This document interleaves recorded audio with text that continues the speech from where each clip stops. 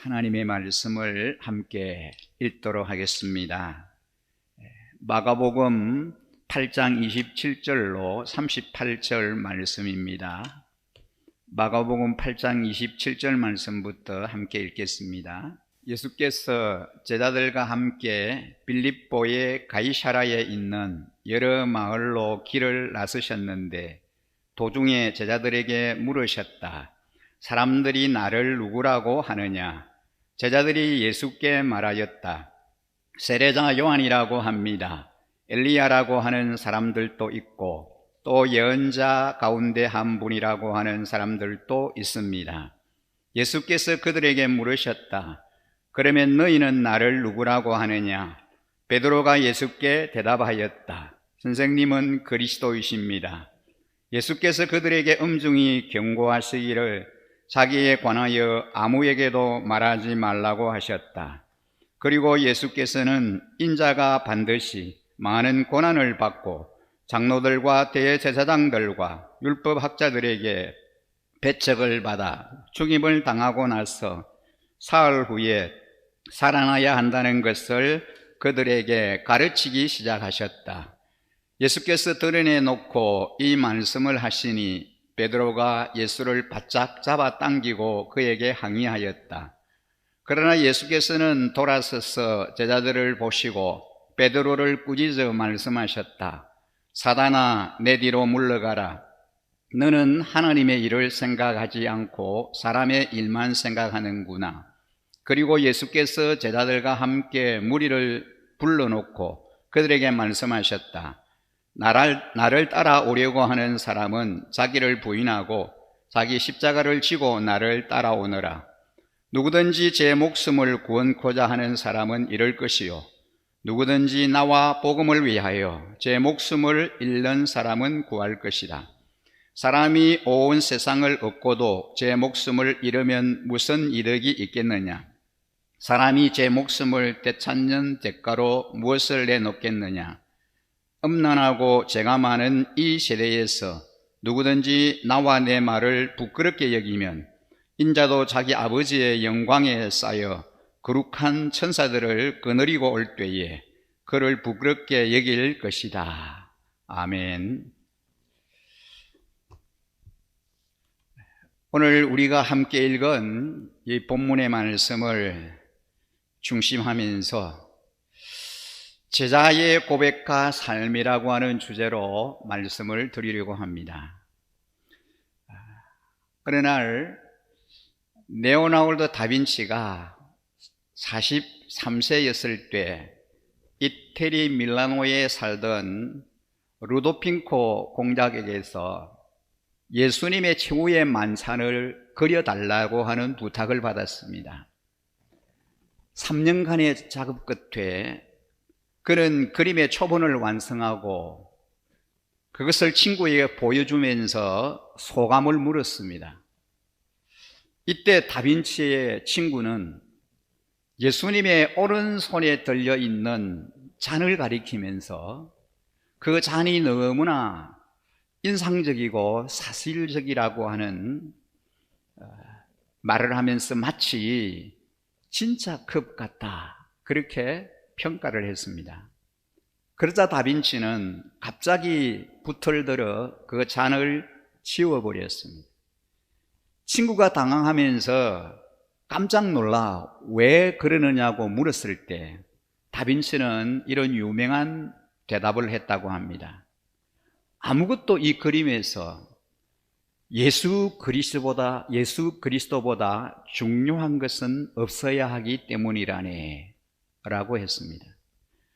그렇습니다. 예수 그리스도보다 더 중요한 것은 존재할 수 없습니다. 예수 그리스도 그분이 가장 우선이고 가장 삶의 중심이어야 하는 거죠. 해마다 우리는 크리스마스를 맞이합니다. 이 크리스마스 시즌이 되면은 크리스마스를 상징하는 여러 가지 것들을 우리는 봅니다. 크리스마스 트리, 그리고 캐롤, 산타크로스, 동방박사, 목자들, 마리아 등이 분위기를 돋구어 주고 있습니다.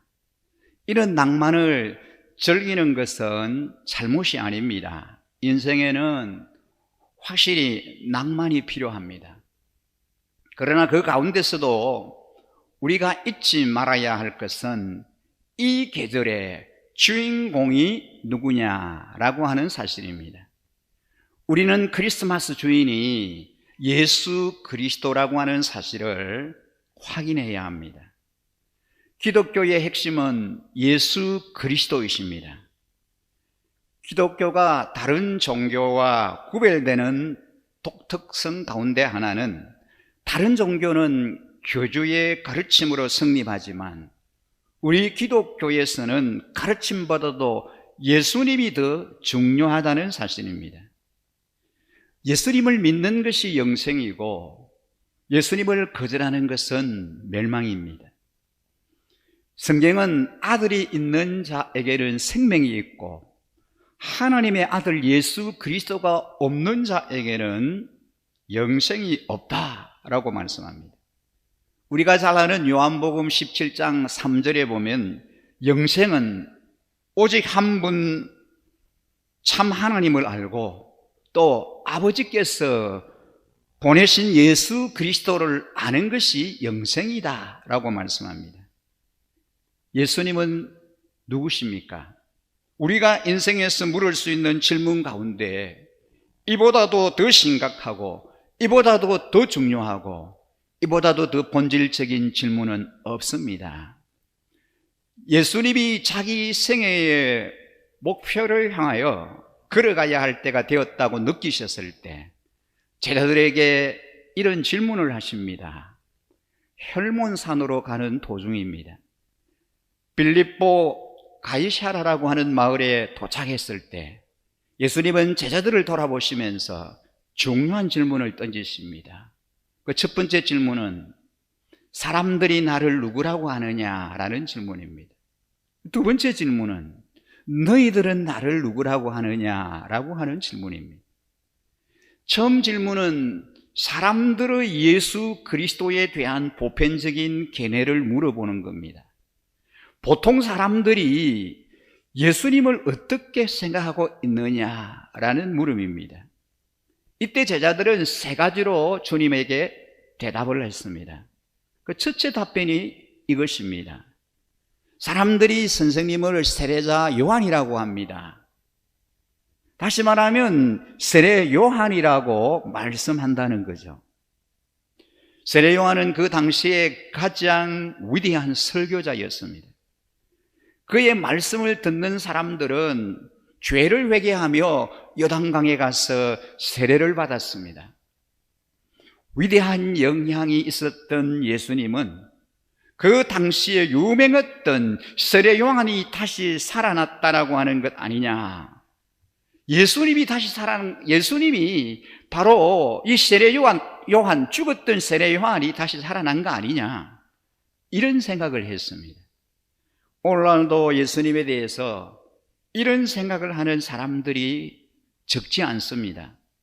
그분은 위대한 사상과 위대한 지성, 위대한 서성, 위대한 정신으로 사람들에게 평가되고 있습니다. 이것이 예수님에 대해서 나쁜 사고는 아니지만 예수 그리스도를 이해하는 당연한 정답은 아니다라는 것입니다. 예수님이 기대하시는 그런 답은 아니었습니다. 또 어떤 사람은 예수님을 향하여 엘리야라고 그렇게 말한다 그랬습니다. 이것은 엘리야가 능력의 사람이었기 때문입니다. 구약에 보면은 엘리야가 한번 기도하니까 어떤 일이 일어났습니까? 하늘 문이 열리는 그런 기적이 일어났습니다. 하늘은 비를 쏟기도 하고 불을 쏟기도 했습니다. 이 위대한 능력의 사람 엘리야를 예수님을 통해서 사람들은 느끼고 있었습니다. 이분이 구약의 그 능력의 사람 엘리야가 아니냐라고 생각했던 거죠. 왜냐하면 예수님이 한번 기도하니까 소경의 눈이 열리고 예수님이 한번 만지니까 기머리가 듣기 시작했기 때문입니다. 불의 사자, 능력의 사자, 엘리야가 다시 살아난 거 아니냐, 엘리야의 재판이 아닌가, 이런 생각을 하는 사람들이 당연히 있었습니다. 예수님은 분명히 능력을 가진 사람으로 보였기 때문입니다. 오늘날도 많은 사람들이 예수님을 특별한 능력을 가진 분으로만 생각합니다. 어떤 사람들은 예수님을 초능력을 가진 사람이라고 이해하기도 합니다. 그러나 이런 대답도 예수님을 만족해 하지 못했습니다. 또 어떤 사람은 예수님을 선지자라고 말한다라고 했습니다. 이것은 앞에 두 가지 견해보다는 훨씬 더 정답에 가깝습니다. 선지자, 하나님이 보내신 자, 그리고 하나님이 특별히 쓰시고 있는 사람, 확실히 정답에 근접해 있지만 이 또한 예수님의 모든 것을 소개하는 충분한 대답은 아닙니다. 본문에서 예수님은 제자들을 통하여 자신에 대한 사람들의 견해를 들으신 후에 질문의 대상, 대답해야 할 대상을 이제 바꾸어서 물어보십니다. 사람들은 나를 그렇게 생각한다고 하지, 바깥의 사람들은 나를 위대한 스승, 특별한 능력을 가진 사람이라고 하지, 과거에 있었던 위대한 사람이라고 말한다고 하지, 그러나 너희는 나를 누구라고 하느냐라고 물으십니다. 세상 사람들은 그렇게 말하지만 너희는 나를 누구라고 하느냐라고 제자들을 향하여 주님이 물으십니다. 그것은 사람들의 견해이고 너희들의 견해는 무엇이냐라는 것입니다. 여기서 강조되는 말은 너희는 이라는 단어입니다. 너희는 나를 누구라고 하느냐? 예수님은 제자들과 피부를 맞대면서 대화를 나누면서 함께 지내왔습니다. 지난 2년간 살을 맞대면서 그리고 대화를 나누면서 가장 가까운 거리에서 나를 지켜보았던 너희들은 나를 누구라고 하느냐? 주님의 참된 제자의 길을 걷고 있는 그 제자들을 향하여 너희는 나를 누구라고 하느냐라고 물으십니다. 이것은 지금 예수님의 질문입니다. 너희는 나를 누구라고 하느냐? 세상 사람들은 그렇게 말하지만 너희는 나를 누구라고 하느냐라고 주님이 제자들에게 물으십니다. 이 질문 앞에 본문에서 보는 대로 예수님의 제자들 가운데 수제자인 베드로가 제일 먼저 주님 앞에 단순한 대답을 하게 됩니다. 직설적인 그 대답은 놀랍게도 정답이었습니다. 선생님은 그리스도이십니다. 우리 본문과 뜻을 같이 하는 마태복음 16장 16절에 보면은 선생님은 살아계신 하나님의 아들 그리스도이십니다라고 대답합니다. 기획 개정 번역에 보면은 주는 그리스도시요 살아계신 하나님의 아들이십니다라고 대답합니다. 사실 우리말 성경에는 정교하게 강조된 정관사 하나가 빠져 있습니다. 선생님은 그 그리스도이십니다. 주님이 바로 우리가 기다려왔던 그 그리스도이십니다. 기독교의 모든 메시지가 사실은 이 고백 안에 들어 있습니다. 선생님은 그 그리스도이십니다. 그리스도라고 하는 이 말은 메시아라고 하는 말과 뜻을 같이 합니다. 그것은 본래 기름 부음을 받은 자라고 하는 뜻입니다. 구약을 보면은 선지자가 되기 위해서는 기름 부음을 받아야 합니다. 그런데 선지자 외에도 기름 부음을 받아야 하는 두 종류의 사람이 있었습니다. 누구입니까? 바로 제사장과 왕입니다. 제사장과 왕. 제사장이 되려면은 당시에 양의 뿔에 기름을 채워 넣고 그 기름을 머리에 부어야 하는 것입니다. 이스라엘 역사 속에서 제사장은 매우 중요한 역할을 하는 사람입니다. 이스라엘 백성들은 참된 제사장을 오랫동안 기다려왔습니다. 하나님이 직접 기름을 부어주시면서 완전한 제사장의 역할을 할 수 있는 누군가를 기다려왔습니다. 그것이 메시아에 대한 기다림입니다. 제사장의 책임은 물론 제사를 드리는 것입니다. 그러나 이것은 특별한 속죄의 제사입니다. 죄 있는 인간은 하나님 앞에 그대로 접근할 수 없습니다. 이 죄를 해결해야 하나님 앞에 나아갈 수가 있습니다. 제사장은 하나님과 인간 사이에서 속죄의 제물을 준비하여 제사를 드림으로 하나님의 진노를 풀어드리고 하나님과 화목하여 인간이 하나님 앞에 나아갈 수 있는 길을 예비하던 사람입니다. 그런데 베드로는 이렇게 대답을 하였습니다. 예수님 당신이 바로 제사장이십니다. 그 제사장이십니다. 이 제사장이라고 하는 말을 오늘 우리에게 익숙한 다른 단어로 바꾸어 보면 이런 뜻입니다. 선생님, 당신은 구주이십니다. 선생님, 당신은 나의 구주이십니다. 나를 구원하실 수 있는 분, 그래서 나로 하여금 하나님 앞에 나아갈 수 있는 분이 바로 구주이십니다. 그런 의미입니다. 이 그리스도라고 하는 고백 속에는 또 하나의 중요한 의미가 포함되어 있습니다. 예수님은 제사장일 뿐만 아니라 왕이십니다. 예수님은 왕이십니다. 왕은 통치하는 사람입니다. 예수님은 제사장으로서의 속죄의 제사를 드리고 인간이 죄 용서함을 받고 하나님 앞에 나아갈 수 있는 길을 예비하실 뿐만 아니라 왕이십니다. 나를 다스리고 내 운명을 주장하시고 날마다의 삶을 인도할 수 있는 분입니다. 예수님이 왕이라고 하는 이 말은 우리에게 익숙한 단어로 바꾸어 볼 수 있습니다. 예수님은 주님이십니다. 나의 주님이십니다. 내 삶을 통치하고 다스리시는 나의 주인이십니다. 예수님은 구주인 동시에 주님이십니다. 예수님은 그리스도, 이것이야말로 기독교의 가장 중요한 고백입니다. 예수님을 그리스도로 발견한 사람, 예수님을 그리스도로 믿는 사람, 이런 사람이 그리스도인입니다. 교회에 나왔다고 다 그리스도인이 되는 것 아닙니다.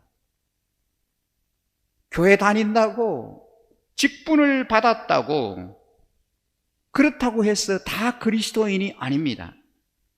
예수님을 그리스도로 발견한 사람, 그리고 예수님을 그리스도로 믿는 사람만이 바로 그리스도인입니다. 예수님, 당신은 그리스도이십니다라는 중요한 고백을 받자 비로소 예수님은 지금까지 공개하지 않았던 한 가지 비밀을 제자들에게 밝혀주십니다. 그 내용이 바로 31절입니다. 여러분, 우리 함께 31절 말씀을 같이 읽어보겠습니다. 그리고 예수께서는 인자가 반드시 많은 고난을 받고 장로들과 대제사장들과 율법학자들에게 배척을 받아 죽임을 당하고 나서 사흘 후에 살아나야 한다는 것을 그들에게 가르치기 시작하였다. 여기서 중요한 사실을 하나 발견하게 됩니다. 예수님께서 저희들에게, 제자들에게 무엇을 가르치셨냐는 겁니다. 얼마 안 있으면 십자가에서 죽으시고 장사한 지 사흘 만에 부활하셔야 할 것을 주님은 비로소 제자들에게 가르치기 시작하셨습니다. 그전에는 이런 가르침을 한 적이 한 번도 없습니다. 베드로에게서 그리스도라고 하는 고백을 받으시고 그 이후에 이제는 제자들이 이 위대한 진리를 받아들일 준비가 되어 있다라고 판단하신 주님은 비로소 기독교의 진리의 엄청난 극점, 십자가의 부활 사건을 제자들에게 계시하십니다. 이제 내가 죽임을 당하고 나서 사흘 후에 살아나야 한다는 사실을 밝히십니다. 선생님은 그 그리스도이십니다라고 하는 이 말에는 두 가지 중요한 의미가 있습니다. 첫째, 예수님은 구주이시고 둘째, 예수님은 주님이시라는 겁니다. 예수님은 구주이시고 그리고 주님이시라는 뜻입니다. 다른 말로 바꾸면은 예수님은 제사장이시고 예수님은 왕이시라는 겁니다. 예수님이 참된 제사장이 되기 위해서는 반드시 죽으셔야만 합니다. 제사장의 중요한 책임은 제물을 준비하는 겁니다. 속죄의 제물을 준비하는 것입니다. 예수님이 제사장으로서 준비한 속죄의 제물은 자신의 몸입니다. 죄 때문에 하나님의 심판과 저주를 받아야 하고 하나님께서 나아질 수 없었던 우리를 대신해서 하나님의 진노와 채찍을 막기 위해서 자신의 몸을 십자가의 제물로 드리기로 결심하셨습니다. 그리고 거기에서 하나님의 진노를 대신 받으시고 거룩한 피를 뿌리기로 결정한 것입니다. 그분은 제사장이 되기 위하여 십자가에 죽으셔야만 했습니다. 구주가 되기 위해서는 십자가의 죽음이 필요했던 겁니다. 그러나 제사장일 뿐만 아니라 왕으로서 우리의 삶을 통치하시고 다스리기 위해서 그분은 살아나셔야만 했습니다. 그리스도는 죽은 분이 아닙니다. 지금 살아계십니다. 만약에 그리스도가 살아계시지 않는다면 우리의 기도는 아무런 의미가 없습니다. 그리스도의 드라마는 죽음으로 끝나지 않고 부활로 이어집니다. 그런 살아계시기 때문에 내 기도를 들으시고 내 인생을 간섭하십니다. 나를 다스립니다. 나와 함께 하십니다. 나를 인도하십니다. 나의 왕, 나의 주님이 되기 위해서 그분은 부활하셔야만 했습니다. 그렇습니다. 주님은 예수 그리스도이십니다. 이 고백이 사랑하는 제자들로부터 주님이 듣고 싶었던 고백입니다. 선생님, 당신은 그리스도이십니다. 하나님의 아들이시고 그리스도이십니다. 라고 하는 이 멋진 고백을 제자들을 통하여 주님은 듣고 싶어 하셨습니다. 그래서 사랑하는 제자들에게 질문하셨습니다. 너희는 나를 누구라고 하느냐? 선생님, 당신은 나의 그리스도, 주님, 당신은 나의 구주, 그리고 나의 주님이십니다. 지금 주님은 이 고백을 받기를 기뻐하십니다. 주님은 나의 그리스도가 되십니다. 예수님은 오늘도 똑같은 질문을 우리에게 던지십니다. 너희는 나를 누구라고 하느냐? 너희는 나를 누구라고 하느냐? 이 시대의 수많은 사람들은 예수님을 가리켜 위대한 선생, 4대 성인 중에 하나, 기독교의 창시자라고 그런 정도로 생각합니다. 그러나 예수님은 그런 답변에 만족하지 않으십니다. 주님은 우리에게 지금도 물으십니다. 너는 나를 누구라고 하느냐? 나는 너에게 누구냐? 사랑하는 일신 가족 여러분, 예수님은 여러분에게 물으십니다. 아무개야, 나는 너에게 누구이냐? 나는 너에게 누구이냐라고 묻고 있습니다. 이것은 우리에게 너무나 중요한 질문입니다. 이 질문에 제대로 대답하지 못하는 사람은 아직 그리스도인이 아닌 겁니다. 여러분, 예수님은 나 자신에게 누구이십니까? 예수님 여러분에게 누구이십니까? 사람들이 말하는 것처럼 단지 훌륭한 선지자이십니까? 아니면은 구주와 주인이십니까? 그분은 단지 위대한 성인입니까? 아니면은 진정으로 나를 구원하신 분이십니까? 예수님은 나와 별 상관이 없는 저 사람입니까? 아니면은 나와 인격적인 관계를 맺고 있는 나의 구주와 주인이십니까? 예수님을 훌륭한 분으로 위대한 성인으로 생각하지만 심지어 구세주라고 머리로는 믿고 있지만 정말 나를 죄에서 구원하신 주님이시며 하나님의 아들이시라고 하는 것을 믿지를 못합니다. 나는 예수님을 안다고 주장하지만 단지 그분을 아는 것이지 나의 주님으로 알고 있는 것이 아니다라는 겁니다. 여러분, 우리는 모두 인격적으로 주님을 알고 있습니까? 예수님을 진정한 나의 구세주로 고백하고 있습니까? 지식을 넘어서 믿음으로 결단하여 받아들이고 계십니까? 그분을 인격적으로 믿고 있다면 우리에게는 영생의 선물이 주어집니다. 구원을 받았습니다. 그러나 구원을 받는 것에서 끝나서는 안 됩니다. 그 다음 단계가 있습니다. 정말 믿고 구원받았다면 그것은 어떻게 알 수 있겠습니까? 그 다음 단계가 삶 속에 나타나는 것을 보고 내가 정말 구원받았구나 라고 알 수 있습니다. 우리 모두는 주님께 기도해야 합니다. 주님, 제게 예수님을 깨달아 알도록 도와주세요라고 기도해야 합니다. 다른 어떤 기도보다도 더 중요한 기도입니다. 가장 중요한 기도의 제목입니다. 예수님이 누구신지 깨닫지 못하면 멸망입니다. 교회에 출석하고 있지만 예수님이 누구인지 분명한 고백이 없다면 우리에게는 멸망입니다. 그만큼 중요한 것이 예수님을 깨달아 아는 겁니다. 여러분, 기도하십시오. 하나님 도와주세요. 예수님이 누구인가를 깨닫게 도와주세요. 만약에 예수님이 깨달아지지 않고 구원이 깨달아지지 않는다면 주님 앞에 엎드려 우리는 이렇게 기도해야 합니다. 하나님, 나의 죄인됨을 깨달아 알도록 도와주옵소서.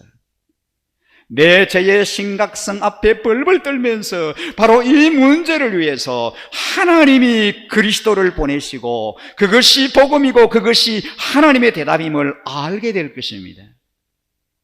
예수님은 오늘 우리 각자에게 물으십니다. 너는 나를 누구라고 하느냐? 너는 나를 누구라고 고백하느냐? 우리 모두는 이 질문에 믿음의 결단으로 대답하면서 예수님은 나의 삶의 진정한 주인으로 모시고 그분의 뜻에 따라 매 순간을 의미 있게 살아가야 할 것입니다. 비록 주님을 따르는 믿음 때문에 혹시 고난을 당한다라고 할지라도 그 길이 참된 생명의 길이기 때문에 영광의 길임을 알기 때문에 묵묵히 인내하며 그 주님을 따라 제자로서의 삶을 걸어가는 우리 모두의 삶이 되시기를 주님의 이름으로 간절히 축원합니다. 사랑하는 일신가족 여러분, 지금 우리는 코로나19의 영향으로 엄청난 진통을 겪고 있습니다. 대표적인 현상이 사람을 기피하고 사람을 끓인다는 사실입니다. 사람 기피 현상은 심지어 택배기사나 음식 배달원까지도 접촉을 기피하는 등 사람이 모이는 곳은 무조건 기피하는 것을 봅니다. 물론 조심하는 것을 반대할 사람은 아무도 없고 아무리 강조해도 부족할 것입니다. 그러다 보니 대부분의 교회마다 공식적인 예배를 중단하고 온라인 영상으로 예배하는 그런 현실입니다. 우리나라 대한민국에서 마음대로 예배할 수 없는 그런 날이 오리라고 누가 상상이나 했겠습니까? 그러나 오늘날 이런 안타까운 일이 우리 눈앞에서 일어나고 있습니다. 우리 일신 가족들의 얼굴을 보지 못한 지가 1개월이나 되었습니다.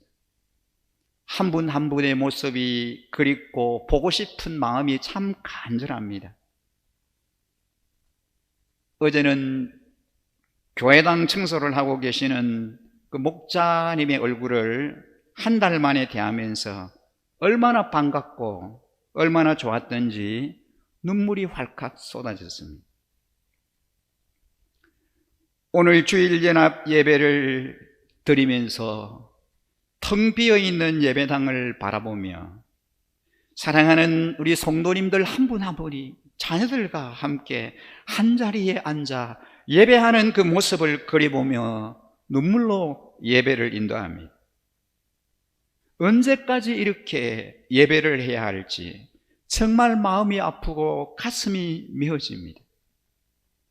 하루속히 그리운 얼굴들을 마주 대하면서 생동감이 넘치는 이런 예배를 드릴 수 있기를 간절히 소망합니다. 또 하나, 이렇게 사람을 기피한 현상으로 인하여 나타나는 또 하나의 현상은 경제적인 위축이라는 사실입니다. 지금 경제 전문가들은 이 코로나 바이러스의 확산이 멈추어지지 않을 때 나타나는 경제적인 위축은 상상을 초월한다라고 늘 보고합니다.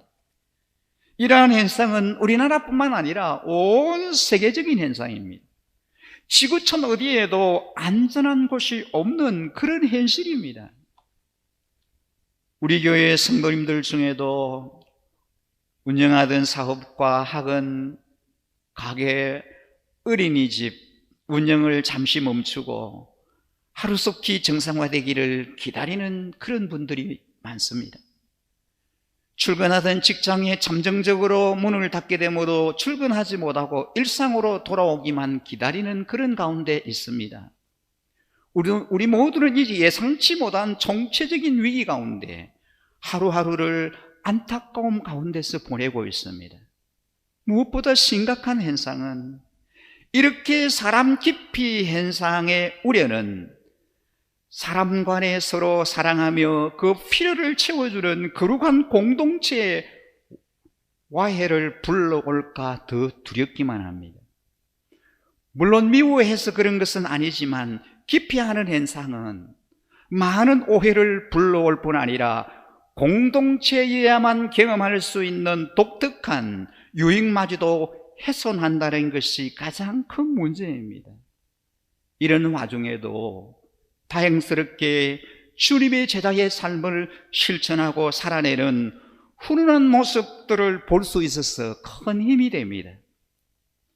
전염성이 강한 이 코로나19 바이러스의 특성상 한자리에 함께 모여 예배하는, 그리고 삶 나눔하는 이 목장 모임, 함께 중보하며 기도하는 일은 어렵다라고 할지라도 온라인 영상 예배나 실시간 나눔, 기타 SNS를 이용하는 다양한 방법으로 서로 격려하고 사랑하는 모습을 볼 수 있기 때문입니다. 다양한 통로를 이용하여 서로 교제하며 한 가족 공동체로서의 사랑에 위축되지 않도록 안간힘을 쓰고 있음을 보면서 위로를 받게 됩니다.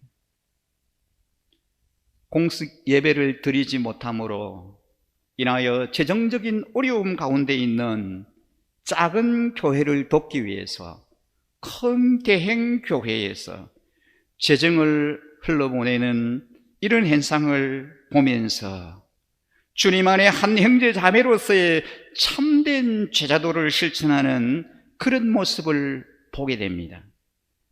임대료를 감당하지 못하는 어려운 교회를 향한 사랑의 손길이, 재정의 여유가 있는 그런 교회들이 앞서 그 사랑을 흘러보내는 이런 소식이 전파를 타고 전해지는 것을 보게 됩니다. 참으로 감사한 일입니다. 이런 모습이 주님의 참 제자로서의 삶이다라고 여겨집니다. 모두가 힘들고 어려운 이때에 그럼에도 불구하고 우리 주님은 언제나 우리의 위로자가 되어주시고 소망이 되어주십니다. 주의 자녀들의 필요를 누구보다도 잘 아시는 주님께서 우리 모두의 필요를 채워주시고 때를 따라 넉넉한 하나님의 은혜를 우리에게 공급해 주시리라고 믿습니다. 지난 수요연합 기도의 말씀을 전하시면서 박수목 목사님이 언급을 하셨습니다만 지금은 마스크 한 장이 참 아쉬운 시대입니다. 일주일에 마스크 2장을 구입하기 위해서 몇 시간씩 줄을 서 있다가 빈손으로 돌아서야만 하는 그런 안타까운 현실입니다. 어제 토요일 마스크를 구입하기 위해서 가까운 약국 앞에 사람들이 줄을 서 있기에 저도 뒤에 가서 가만히 서 있었습니다. 목요일 마스크를 구입하지 못했기 때문에 토요일을 이용하려고 했는데 약국역 앞에 안내문에는 오전 11시부터 오후 2시 사이에 마스크가 입고 예정이라고 그렇게 안내문이 붙어 있었습니다. 오전 11시경부터 사람들이 와서 줄을 서 있었습니다. 계속해서 사람들의 숫자가 늘어났습니다. 저는 한참을 기다리다가 허리도 아프고 도저히 견딜 수 없었어요. 그만 포기하고 이제 집으로 돌아왔습니다. 근데 그때가 1시 가까이 되었습니다. 11시부터 1시까지 기다려도 마스크가 입고가 되지 않았습니다. 계속해서 사람들은 기다린 시간이 아까워서 또 기다리고 있는 거예요. 그러다 보니 사람들이 줄이 점점 늘어만 갔습니다. 마스크가 이렇게 귀한 때에 우리 교회 한 성도님이 귀한 이 마스크가 가득 담긴 상자를 교회 사무실에 가져왔어요. 이 마스크가 꼭 필요한 분들에게 전해달라고 당부를 하고 갔습니다.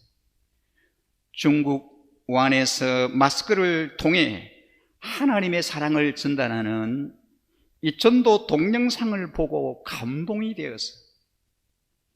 이 마스크를 여기저기서 이제 모아가지고 이 마스크를 가지고 오신 겁니다. 마스크 한 장 구입하기가 그렇게 힘들고 마스크를 구입하기 위해서 목을 매는 몇 시간씩 줄을 서서 그 마스크를 구입하려고 기다리는 이때에 정말 훈훈한 사랑의 손길 아니겠습니까? 주님께서 한 분의 사랑의 손길을 통하여 우리 사역자들을 격려하고 또 위로하심을 보면서 큰 힘을 얻고 감동을 받기도 합니다. 모두가 어렵고 힘든 이때에 누구보다도 어렵고 힘든 가운데 있는 한 분을 통해서 또 우리 세문의 목사님들 가정에 필요한 그러한 상품권을 준비해 섬겨주시는 그 아름다운 훈훈한 사랑의 손길을 보면서 그래도 우리가 힘들고 어려운 때에 이렇게 살고 있지만 주님의 제자로서 나보다 더 힘들고 어려운 이웃을 생각할 줄 아는, 나의 필요보다도 상대방의 다른 사람의 필요가 더 우선시 되는 그런 넉넉한 마음을 가진 성도들의 아름다운 섬김의 손길을 보면서 큰 위로를 받고 힘을 얻게 됩니다. 주님께서 힘들고 어려울 때에 우리의 필요를 외면하지 아니하시고 우리의 필요를 채워주시리라고 믿습니다. 우리 주님은 참으로 좋으신 분이십니다. 신실하신 분이십니다. 언제 어디서나 나와 함께 하시는 참으로 긍휼이 많으신 주님이십니다. 주님께서 우리의 모든 형편과 상황을 제다하시고 하나님의 때에 우리의 당면한 모든 문제를 우리 하나님께서 해결해 주시리라고 믿습니다. 오늘 우리는 제자의 고백과 삶이라고 하는 주제로 말씀을 생각했습니다.